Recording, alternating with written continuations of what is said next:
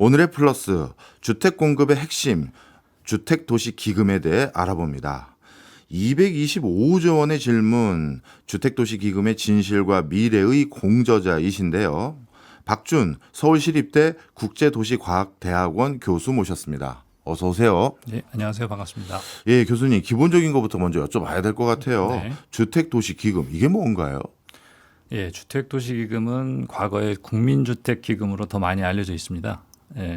2015년도에 주택부문 외에 도시재생 사업 등에도 쓸 수 있도록 법하고 이제 관련 관리 기관이 변경되면서 이름이 바뀌었는데요. 이 기금은 무주택 서민의 주거 안정 정책을 지원하기 위해서 설치된 특별한 기금이다. 이렇게 보시면 됩니다. 다시 네. 한번 무주택 서민의 주거 안정 이것이 이제 핵심입니다. 그렇군요. 그럼 기금이라고 하면 납부한 사람들이 있을 텐데 이건 누가 납부해서 이 돈을 모은 겁니까? 기금은 세금에서도 일반 재정에서도 조금 들어오고요. 예. 그다음에 제일 크게는 민간 시장에서 싸게 빌려오는 방식입니다. 뒤에 제가 좀 더 이제 설명을 드릴 텐데요. 알겠습니다. 예. 자, 그러면 뭔가 무주택자들의 주거 안정의 대안을 만들기 위해서 돈을 모아놓은 것이다 이렇게 이해가 되는데요. 네, 맞습니다. 뭐 우리 대표적으로 기금하면 국민연금 같은 거 많이 떠올리는데 네. 이 주택도시 기금은 규모가 얼마나 되나요? 이게 생각보다 상당히 커졌습니다. 예. 우리 기재부에서 총괄 관리하는 기금이 우리나라에 총 68개가 있는데요. 이 중에는 우리가 잘 아는 국민연금, 군인연금 같은 우리가 말하는 사회보장성 기금 있고요. 그다음에 예. 환율 변동 안정화를 위해서 외국환 평형기금 이런 이제 금융기금 등이 있고 그리고 68개 기금이라고 말씀드렸는데 이 기금들에서 남는 돈들을 모아가지고 위탁받아서 관리하는 공공자금관리기금 등이 있는데요. 주택도시기금은 이 중에 사업 목적성 기금으로 분류가 됩니다. 네. 근데 이 전체 68개 중에서 자산 규모로 보면 공공자금관리기금, 국민연금, 외국환 평형기금에 이어서 네 번째로 큰 규모고요. 예. 사업 목적성 기금 중에는 제일 큽니다. 얼마나 됩니까? 방금 사회자님께서 말씀하셨듯이 무려 225조 원에 달합니다. 자산이. 네. 그래서 이제 저희가 책 제목을 222조 원의 질문으로 했고요. 이 책에서 저희들이 자산 222조 원에 이르는 이 기금이 과연 그 목적에 맞게 잘 쓰이고 있는가라는 것을 저희들이 담아봤습니다. 네, 그렇군요. 규모가 진짜 어마어마하네요. 네. 어떻게 모은 건가요, 이 돈을? 예, 저희가 2024년도 결산 자료를 보면 120조 원 정도를 모아서 이 120조 원을 당해에 운용을 합니다. 최근에 5년 평균으로 보면 이게 한 100조 원 정도 되거든요. 그래서 예. 제가 이 100조 원 정도 5년 평균치를 가지고 설명을 드리겠습니다. 우리가 보통 조성이라고 하는 모으는 방식 에는 크게 세 부분이 있습니다. 첫 번째는 아까 처음에 말씀드렸던 민간에서 빌려오는 걸 말씀드렸었는데 네. 이게 이제 신규로 조성하는 부분이다 이렇게 보시면 되겠고요. 예. 두 번째 부분은 이전에 융자나 출자해줬던 즉 돈을 빌려주거나 투자했던 기금을 회수하고 또 이자나 이제 배당으로 돌려받는 부분 이게 이제 두 번째가 되고요. 예. 그다음에 세 번째는 기존에 남아가지고 예탁, 예치, 예수 즉 다른 곳에 맡겨놨던 거를 회수하는 부분 총 이제 세 가지입니다. 그래서 100조 원을 아까 5년 평균으로 말씀드렸었는데 순서대로 규모를 보면 40조 원, 20조 원, 또 다시 40조 원 정도가 됩니다. 이 중에 이제 신규로 조성한다라는 것이 이제 40조 원 된다고 말씀드렸는데 이 중에 5조 원 정도는 정부 예산에서 전입되는 부분이라고 보시면 되겠고요. 예. 나머지 35조 원 정도는 민간 시장에서 이제 싸게 빌려오는 건데 여기에는 우리가 잘 알고 있는 청약저축통장 그리고 국민주택 채권이 있습니다. 아, 우리가 청약저축에 돈 넣어놓는 게 다 일로 들어가는 거군요. 예, 맞습니다. 우리가 청약저축통장을 가지고 있으면 국민주택이나 민영주택 분양해서 신청해서 당첨될 수가 있잖아요. 예. 그리고 공공임대주택의 입주 신청도 할 수가 있습니다. 그래서 금리가 시중의 다른 적금이나 저축통장보다 높지 않더라도 이 통장을 개설해서 열심히 납부를 하고 있죠. 이 계좌가 한 2,600만 계좌 정도 됩니다. 근데 이 부분이 굉장히 중요한데요. 주택도시기금 입장에서는 이렇게 통장 개설하고 보유하는 데 따른 혜택 이거를 활용해서 큰 돈을 만들 수가 있다라는 거죠. 예. 그래서 이렇게 모은 돈으로 서민의 주거 안정을 위한 사업에 투입을 하는 겁니다. 그리고 두 번째가 국민주택 채권이라는 건데요. 아마 처음 들어보시는 분도 계시고 아마 납부해 보신 분도 계실 겁니다. 사보신 분도 계실 겁니다. 우리가 주택 관련해서 면허, 허가, 인가, 등기, 등록 등을 신청하는 자, 그리고 정부 및 정부 투자기관과 건설공사 도급계약을 체결하는 자 등이 의무적으로 매입해야 되는 채권이 국민주택 채권인데요. 예.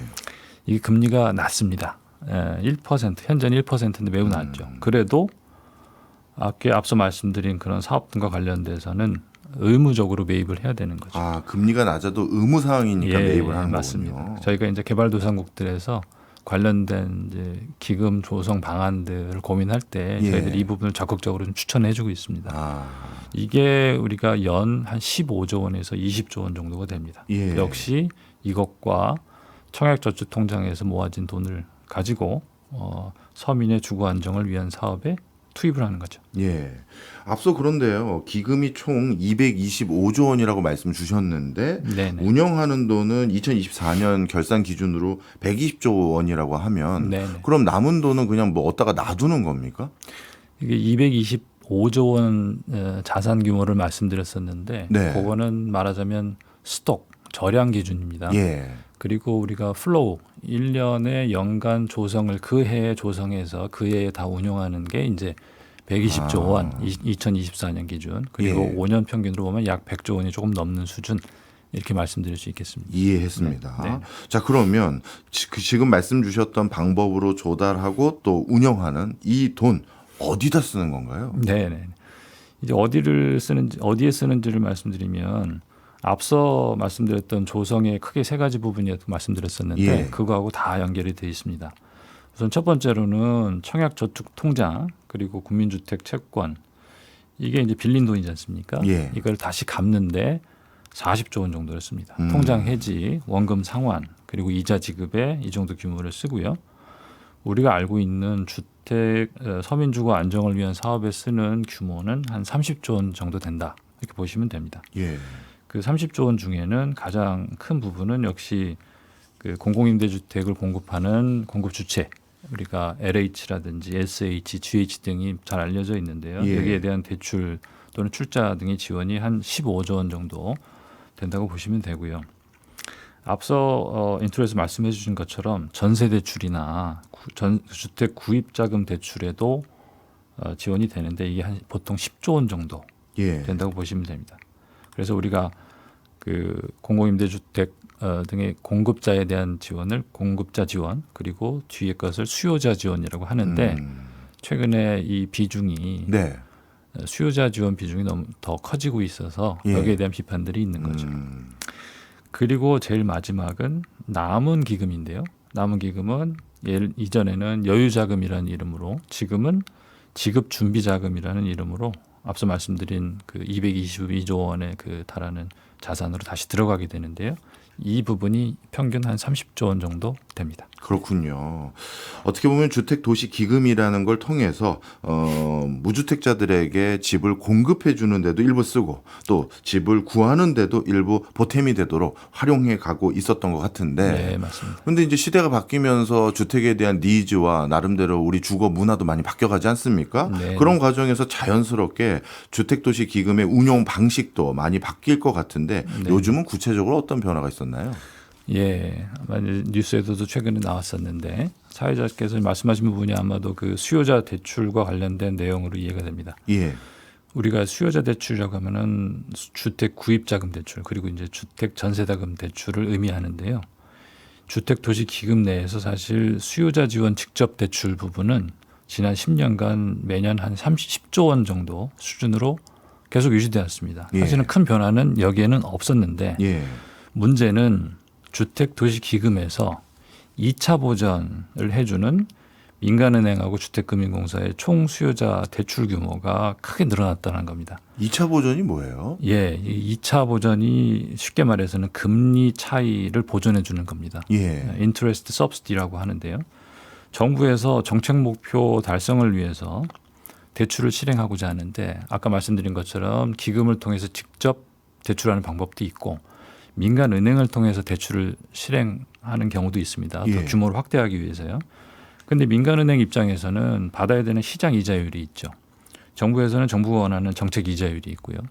이 이자율의 차이가 말하자면 2차인데요. 이거를 어디선가 메꿔준다는 거죠. 예컨대 민간은행에서 금리 5%를 받아야 되는 주택 구입 자금 대출 상품이 있다라고 하고 예.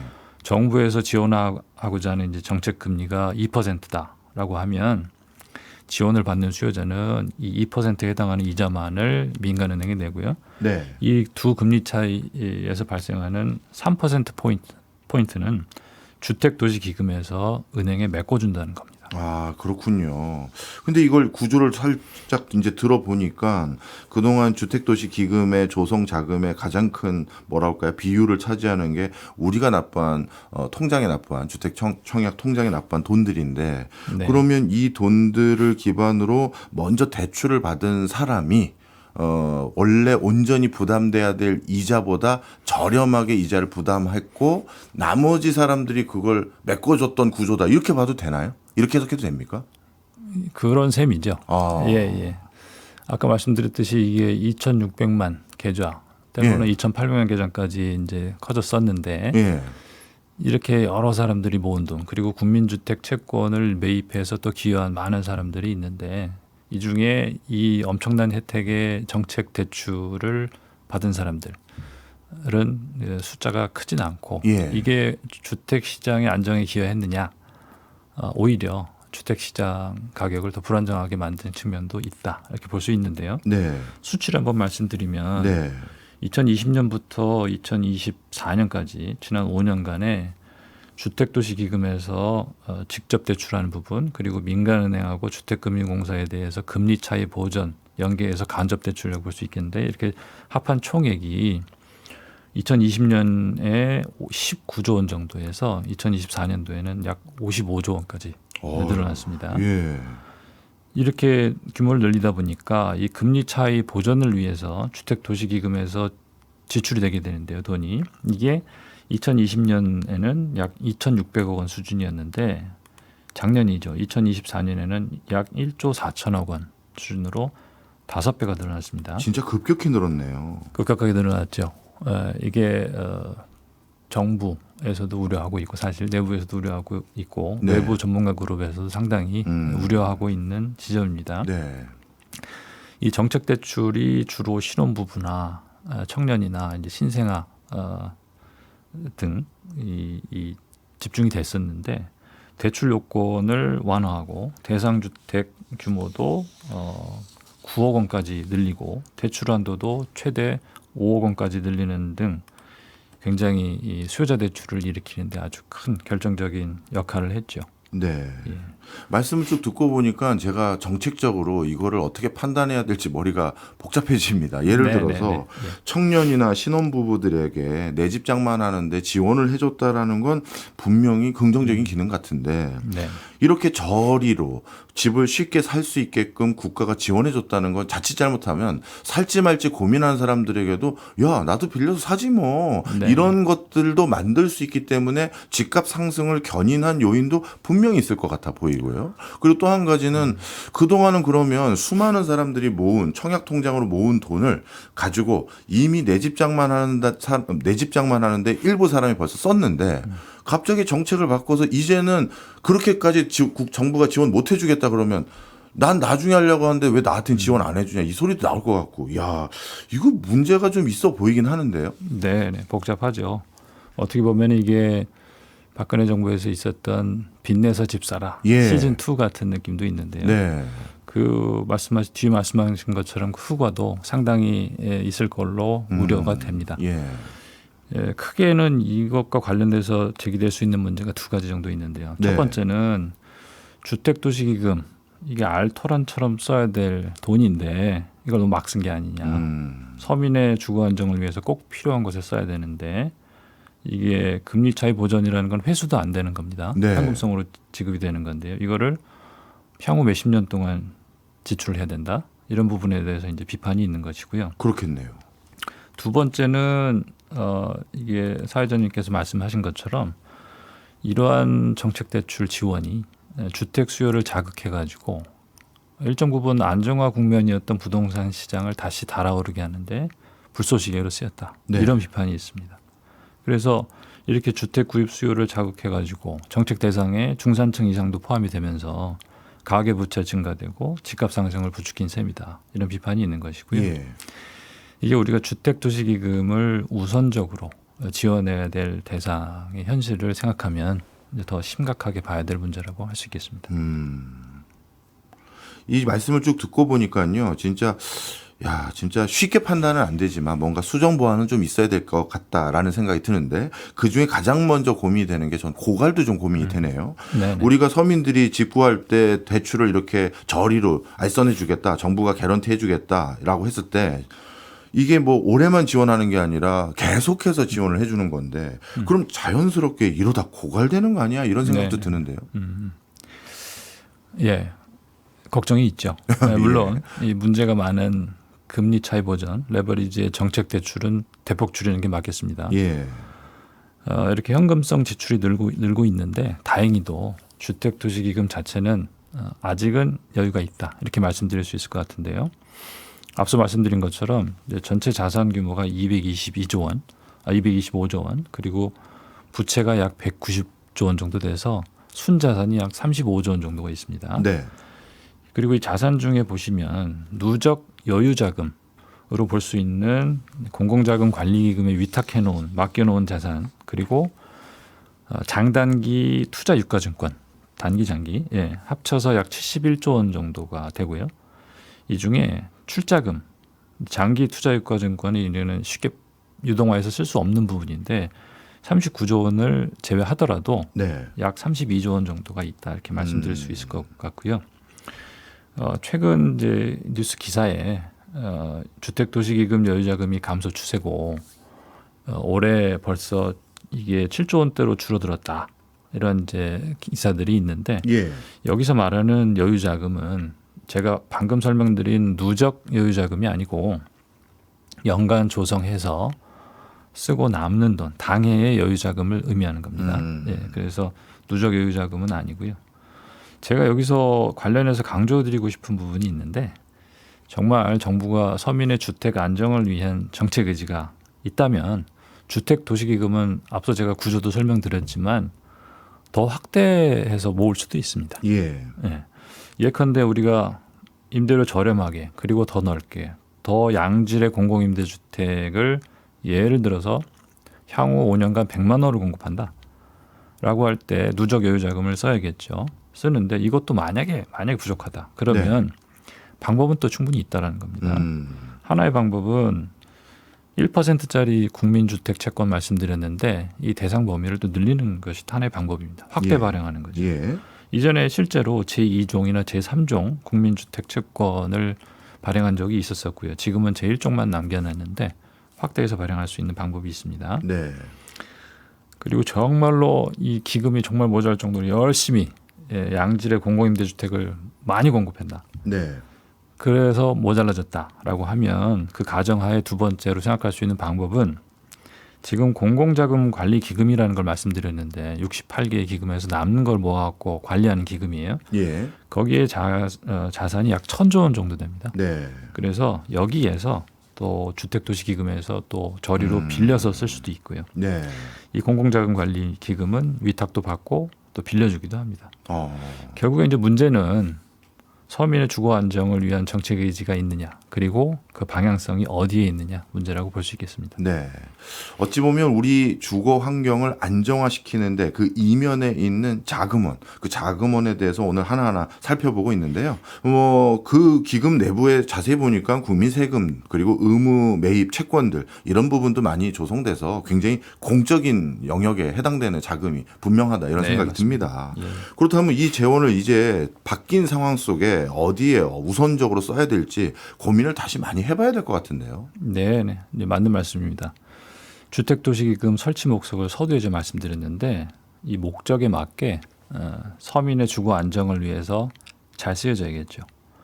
우리가 기금 지원을 받은 사업이 우리가 우선적으로 지원해야 될 우리 사회의 구성원들에게 가고 있는지, 그리고 그 구성원들의 주거 안정에 실제 도움이 되고 있는지를 꼼꼼하게 따져봐야 됩니다. 여유 자금으로 기금이 남는 것, 당해에 못 쓰고 남는 것도 문제지만, 그리고 이걸 무분별하게 쓰는 것은 더 큰 문제라고 할 수 있죠. 작년에 이런 일이 있었는데, 부실 부동산 PF 사업에 주택도시기금을 투입하자는 논의가 있었던 것으로 알려졌었습니다. 네, 기억납니다. 엄청난 비판을 받았었죠. 그렇죠. 예. 이게 지금 당장 기금이 시급하게 쓰여야 할 부분도 있을 것 같은데 뭔가 이제 급한 불 끌 때도 써야겠지만요. 네. 우리 교수님이 생각하시기에 이 기금이 지금 당장 우리 지금 부동산 문제가 또 한 번 시끄러웠지 않습니까? 네. 이런 상황에서 어디에 쓰여야 온당하다고 생각하십니까? 예, 가장 근본적인 부분에 쓰여야 됩니다. 네. 공공임대주택으로 대표되는 주거복지 사업에 우선적으로 그리고 대폭 투입돼야 된다라고 생각을 하는데요. 네. 그 이유가 공공임대주택이 많이 부족합니다. 음. 그게 이유인데요. 주택도시기금이 더 적극적으로 공공임대주택 사업에 투입돼야 되는 가장 근본적인 이유입니다. 예. 우리가 지금 고시원, 반지하, 쪽방, 옥탑방 등에 거주하는 주거 취약계층이 약 40만 가구로 추정이 되고 있고요. 여기에 비주택 거주 가구까지 더하면 약 90만 가구 이상이라는 추산도 있습니다. 그런데 공공임대주택에 대한 수요가 주거 취약계층에만 한정되지가 않습니다. 보편적 주거복지 정책으로 공공주택 공급 확대에 대한 공감대가 확산이 되고 있는 건데요. 예. 예컨대 2020년도의 주거실태조사에서 전체 가구 중에 공공임대주택 입주 의향이 있는 가구가 약 36%에 달하는 조사가 나왔었습니다. 생각보다 높네요. 예, 지금도 신규로 지어지는 공공임대주택은 아주 질이 좋습니다. 예. 여기에 더 넓은 면적으로 더 도시의 곳곳에 공급이 된다라면 훨씬 더 수요가 더 늘어날 것 같고요. 예. 그리고 이전에 지었던 공공임대주택, 준공한 이후에 지금 30년이 돼가는 공공임대주택 단지들도 나오고 있는데 여기에 대한 재건축에도 적극적으로 투입이 돼야겠습니다. 예. 그리고 당장 이제 시급한 건 아닌데 중장기적으로 고민해 볼 수 있는 부분이 있는데요. 바로 이제 택지개발 사업 자체에 주택도시기금을 지원하는 이제 아이디어입니다. 네. 만약에 지금 3기 신도시 등 이제 택지개발 사업에서 택지의 일반 분양 부분을 대폭 줄이고 대신에 공공주택 비중, 공공주택 용지 비중을 획기적으로 늘린다라는 이제 조건 하에 예. 이런 신도시를 포함한 택지개발 사업에도 이 주택도시기금을 투입 가능하도록 조정하는 것도 가능하지 않겠느냐. 아이디어 차원에서 지금 말씀드리는 예, 예. 것이고요. 예컨대 1%대 금리로 국민주택 채권을 발행해서요. 2%대 금리로 LH나 SH나 GH 등 이 공공사의 택지개발 사업에 지원을 해볼 수 있지 않겠느냐. 이 공사들에서 공사채를 발행해서 조달하는 그 금리가 2% 3% 사이거든요. 네. 3% 내외. 그런 거에 비교해 보면 아주 큰 지원이 될 수가 있는 거죠. 네. 말씀 듣고 나니까 제가 알고 있던 그 선입견과는 다른 수치들이 나와서 추가로 좀 여쭤봤으면 좋겠다 하는 것들이 있는데요. 네. 일단 제가 생각한 것보다 공공임대주택 입주 의향 가구 비율이 36% 굉장히 높았습니다. 네. 저는 우리나라 국민들이 마지못해 임대주택에 살지 내 집 장만하고 싶다고 생각을 했거든요. 네. 네. 이렇게 생각보다 높은 것은 제가 어떻게 받아들이는 게 맞을까요? 공공임대주택에 대해서 가지고 있는 일반적인 편견도 있지만 예.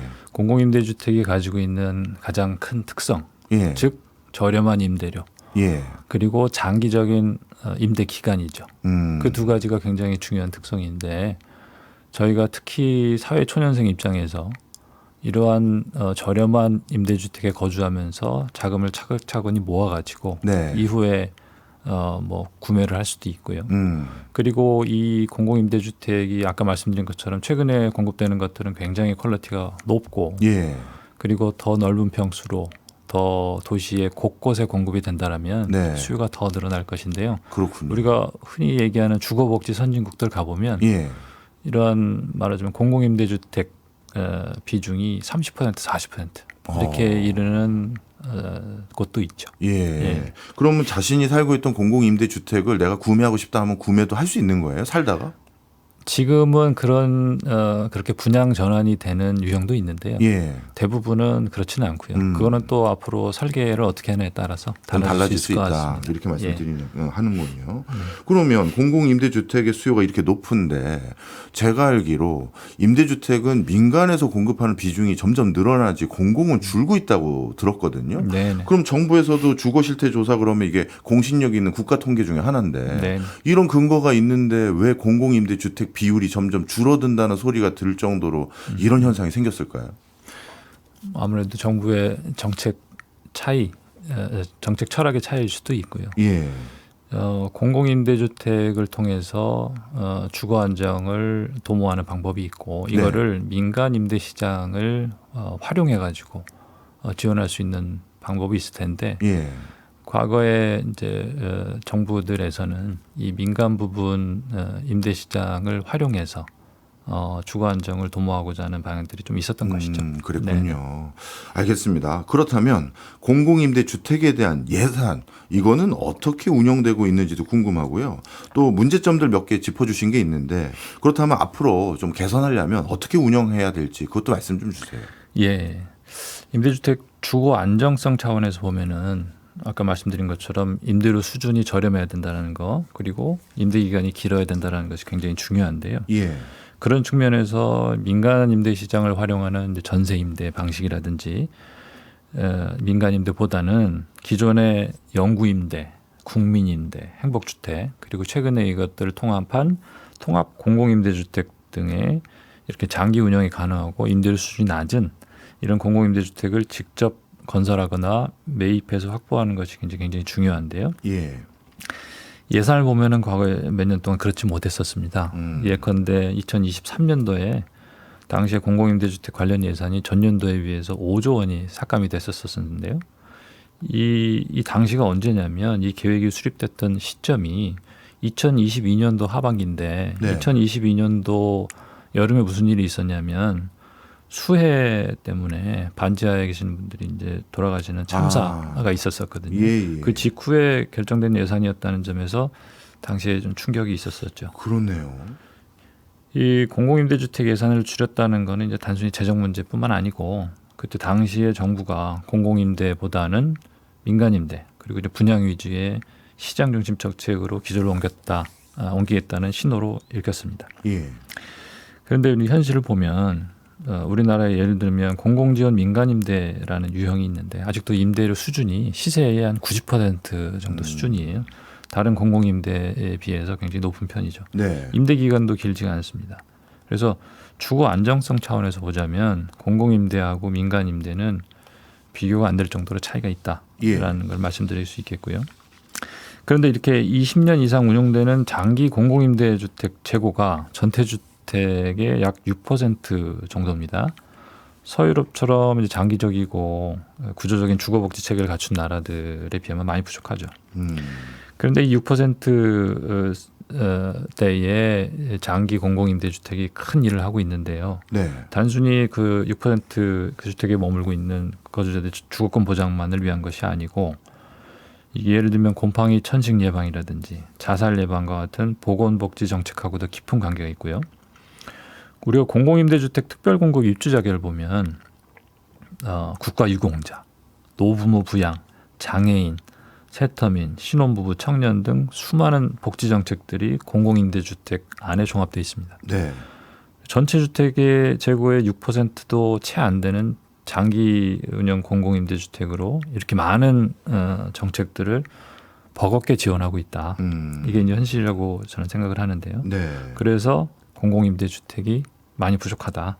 이렇게 다시 한번 말씀드리고 싶습니다. 그렇네요. 말씀을 딱 듣고 보니까 뭐 신혼부부나 청년같이 우리가 익히 알고 있는 범주가 아니라 국가 유공자라든가 노부모를 부양하는 분들, 또 장애인, 또 탈북하신 세터민들 이렇게 지원 대상자들이 많은데 점점 공공임대주택의 비중이 줄어들고 있다라는 그 말은 진짜 공공임대주택이 턱없이 부족하다. 이걸 반증하는 것 같은데요. 만약에요. 지금 만약에 이 그 기금에 대한 정책 기조를 다시 짠다. 그러면 교수님이 보시기에 공공임대도 있을 거고 공공분양도 있을 거고 또 주거를 지원하기 위한 급여 체계도 있을 텐데 어디에 좀 더 힘을 실어주는 게 좋을까요? 네. 1번은 역시 공공임대주택의 직접 확보가 가장 중요하다고 생각하는데요. 네. 여기에 더해서 우리가 민간 부분도 활용할 필요가 있는데 근데 활용하는 방식을 더 바꿀 필요가 있다라는 겁니다. 예를 들면 임대료 수준하고 임대 기간이 중요하다고 말씀드렸는데 예. 그 측면에서 공공임대주택에 준할 정도의 예컨대 공적 민간임대 이 부분을 적극 지원할 필요가 있다라고 저는 생각을 합니다. 공적 민간 임대요. 네네. 이거는 이제 저처럼 비슷한 이제 문제 의식을 가지고 고민하고 계시는 이제 동료 연구자분들하고 함께 만들어 본 말인데요. 예. 예를 들면 주택도시기금을 포함해서 정부의 지원 수준을 공공임대주택 공급자, LHSH, GH 등 이 공적주택에 대한 지원 수준만큼 대폭 강화하는 겁니다. 예. 대신에 이에 상응하도록 임대료를 예컨대 시세 대비해서는 50% 수준이라든지 운영기간도 20년 이상 운영하도록 이렇게 하는 제한적 영리 민간 주체에 대한 의한 임대주택을 우리가 공적 민간 임대라고 할 수 있을 것 같습니다. 네. 교수님께서 방금 말씀 주신 것처럼 제한적 영리를 추구한다라고 했는데 네네. 그러면 영리를 제대로 못 추구하는데 이런 게 실제 시행이 됐는지 혹시 해외 사례가 있을까요? 예, 오스트리아와 같은 이제 서유럽 주거복지 선진국 모델이 대표적인데요. 거기에 이제 제한적 영리라는 거는 영리를 추구하지 않는다는 것이 아니고요. 예.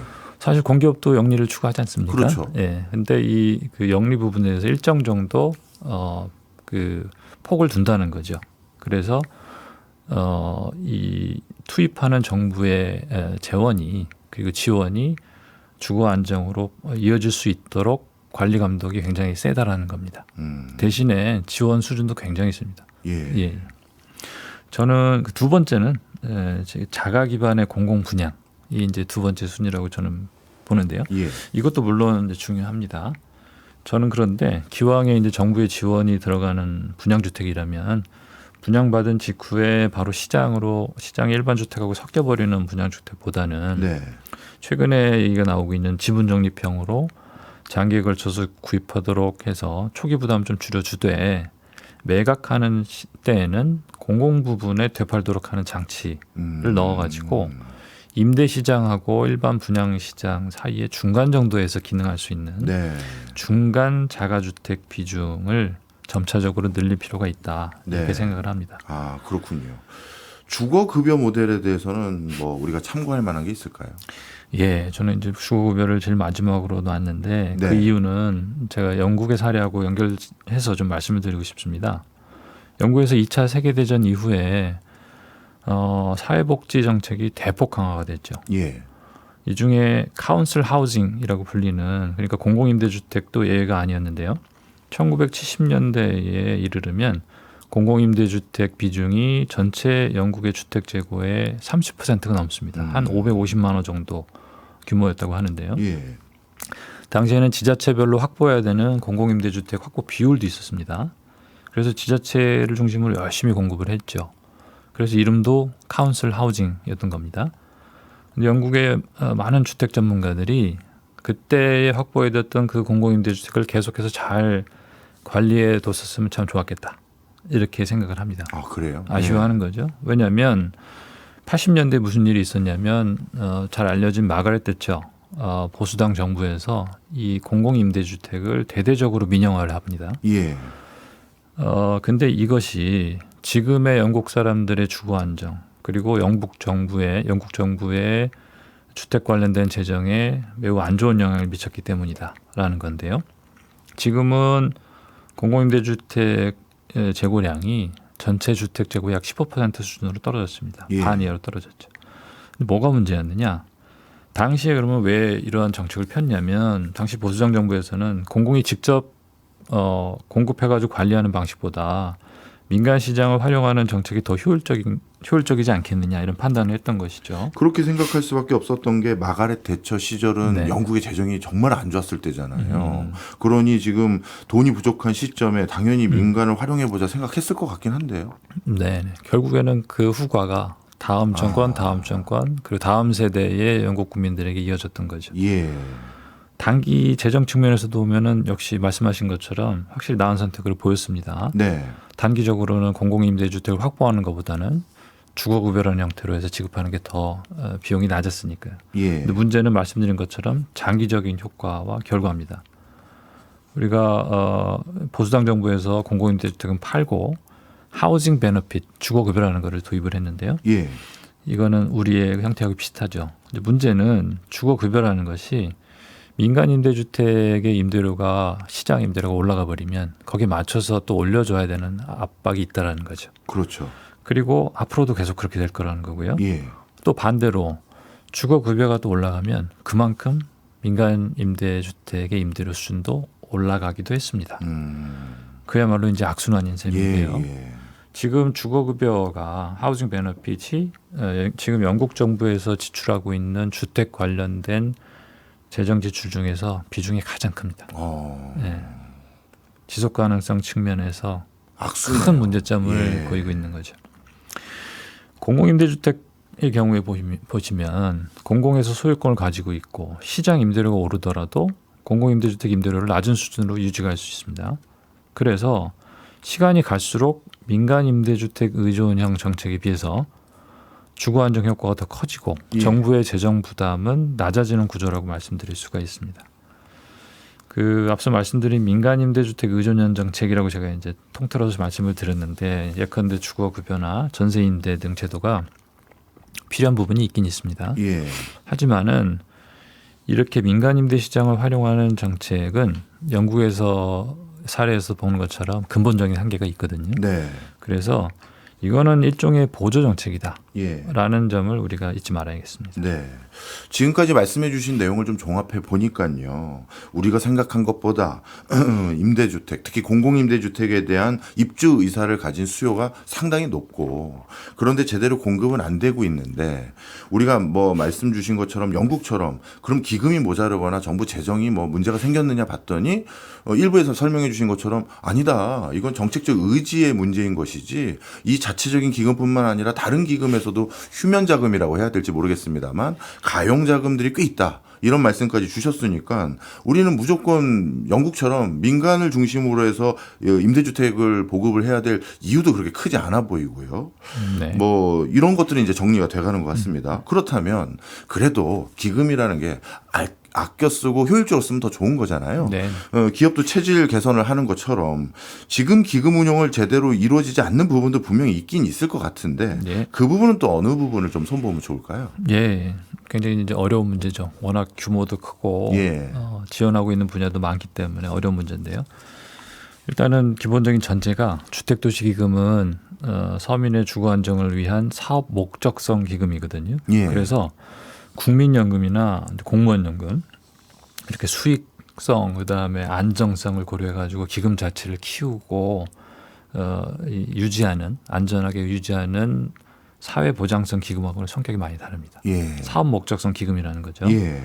그런데 이 주택도시기금은 68개 전체 기금을 전체적으로 총괄해서 관리하는 과정에서 이 기금의 어떤 특수한 목적에 대한 고려가 부족해진다는 거죠. 그래서 이거를 고려한 관리 거버넌스의 개편 이게 이제 필수적이라고 할 수가 있겠는데요. 네.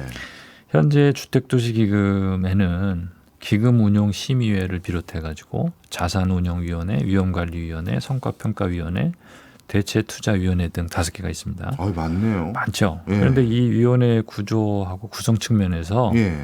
주거복지 사업에 대한 특수성 그리고 전문성이 더 크게 반영될 필요가 있다라는 겁니다. 네. 지금은 다른 이제 사회보장성 기금하고도 비슷하게 기금의 안정성 측면이 굉장히 강조되고 있다라는 건데요. 예. 두 번째로 제가 또 말씀드리고 싶은 거는 주택도시기금의 중앙 집중식 경직성 문제입니다. 네. 이 부분은 많이 비판이 제기되고 있는데요. 이 기금에 대해서 예를 들면 지방 정부라든지 아니면 다양한 공급 주체 등에서 접근성이 좀 떨어지고 있다라는 겁니다. 예. 그래서 이 접근할 수 있는 주체 그리고 지원 대상을 넓혀서 유연해야 된다라는 겁니다. 예를 들면 주택 중앙 집중적 주택도시기금 운용이 앞서 말씀드린 지방 정부의 기금 접근성 저하뿐만 아니고 소극적인 기금 운용 그리고 때로는 이번에 금리 차이 보전과 같이 문제적 운용과 무관하지 않다라는 예. 거죠. 그래서 각 지방의 실제 소요 그리고 지방 정부의 역량을 고려해서 주택도시기금의 일정 부분을 지방 정부에 배정해서 직접 운용할 수 있도록 하는 방안 역시 우리가 고민이 필요합니다. 네. 그래서 이거는 우리가 주택도시기금 활용의 분권화 주장이 있는데 그 맥락에 있는 거죠. 아, 그렇군요. 오늘 우리 주택시장 이면에 있는 주택도시기금, 우리 집 짓고 우리에게 집을 구매할 수 있는 지원을 해주는 기금에 대해서 하나하나 알아보고 있었는데요.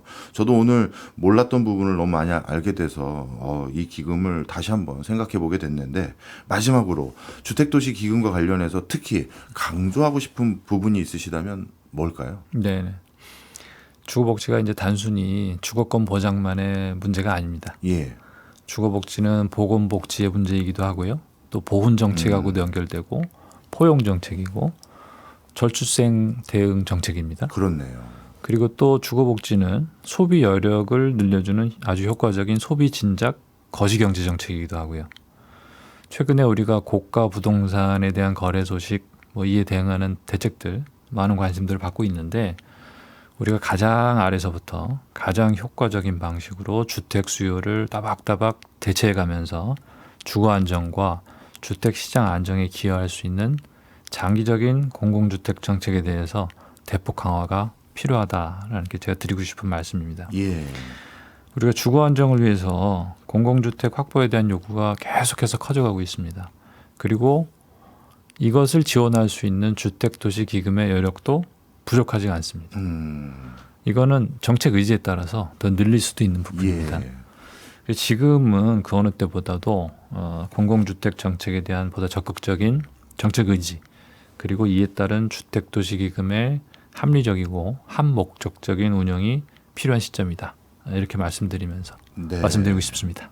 사실 저도 말씀 나누면서 반성하게 됩니다. 가장 관심의 주안점은 초고가 프리미엄 주택 가격이 어떻게 됐는지, 이게 뉴스거리고 저도 거기에 관심을 많이 가졌는데, 방금 교수님께서 말씀해 주셨던 가장 아래서부터 주택 수요에 대해서도 고민을 해야 된다는 말씀이 참 가슴에 확 박힙니다.